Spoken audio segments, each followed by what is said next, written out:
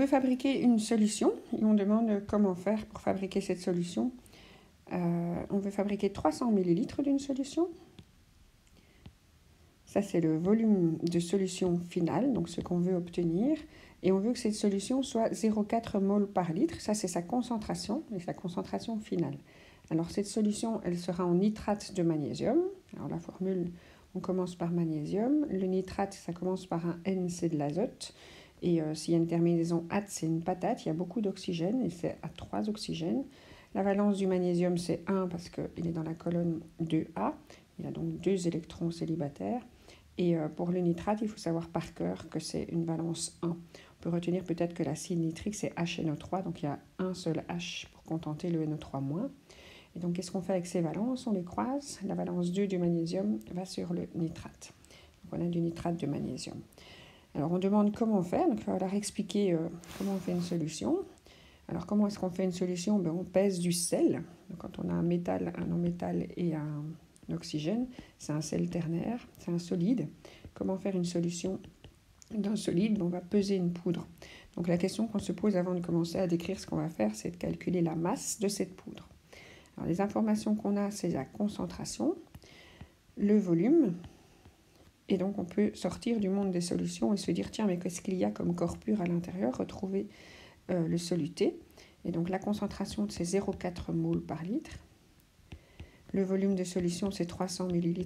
On transforme ça en litres, ça fait 0,3 litres. Alors pour trouver le nombre de moles, est-ce qu'on va multiplier ou diviser? En fait, on va multiplier C par VS. Alors on peut regarder les unités. La concentration, c'est en moles par litre. Le volume, c'est en litres. Et donc, on doit bien multiplier pour simplifier les litres. Et donc, on aura 0,4 fois 0,3, 0,12 moles. Donc, c'est ça qu'on va devoir mettre comme quantité de matière dans notre solution. Alors, on ne sait pas vraiment peser des moles. Il faut travailler avec des grammes. Donc, il faut transformer ce nombre de moles en masse. Entre masse et mole, la grandeur utile, c'est la masse molaire. Masse et mole. Donc, on regarde la formule qu'on a déterminée par nomenclature. On regarde les masses molaires de chaque atome dans le tableau périodique. Le magnésium, c'est 24. Il n'y en a qu'un atome de magnésium. Après, l'azote, c'est 14. Et il y a 2 azotes, puisqu'il y a l'indice 2 qui se met sur les 2 azotes. Et après, l'oxygène, c'est 16. Et les oxygènes, il y en a 6. On fait 3 fois 2. Et donc, tout ceci, 24 plus 28 plus 6 fois 16, ça donne 148. Il ne faut pas oublier les unités. La masse molaire, ces unités, c'est masse gramme molaire par mole. C'est la masse que pèse chaque mole de nitrate de magnésium. Alors, pour calculer la masse de notre échantillon de 0,12 mol, est-ce qu'on va multiplier ou diviser par la masse molaire? En fait, on va multiplier. Pourquoi? Parce qu'en fait, les moles et les grammes par mole, si on les multiplie, on va pouvoir simplifier nos moles. Et donc, on fait 0,12 fois 148 et on obtient 17,76 et ce sont des grammes. Et donc, on peut raconter ce qu'on doit faire, expliquer le mode opératoire. On pèse ces 17,76 grammes de nitrate de magnésium solide, de poudre de sel. On les place. Il va falloir les dissoudre pour faire une solution. Et la verrie nécessaire, c'est un ballon jaugé. Alors, il ne faut pas prendre n'importe lequel, on en a de toutes les tailles. Ici, comme on doit faire une solution de 300 ml, on cherche un ballon jaugé de cette taille-là.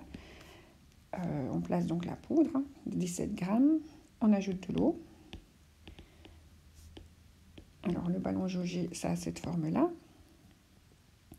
Et donc, on a notre poudre ici au fond. On l'a ajoutée avec un entonnoir. On ajoute de l'eau plus ou moins à la moitié. On secoue parce qu'il va falloir dissoudre. Avec le mouvement, on va pouvoir dissoudre plus ou moins à la moitié. On secoue pour dissoudre. Après, on va pouvoir ajouter de l'eau jusqu'au trait. Et puis, on ajoute de l'eau, puis jusqu'au trait. Alors, le trait du ballon jaugé, il est dans la partie étroite du col. Enfin, dans la partie du col, là où c'est plus étroit.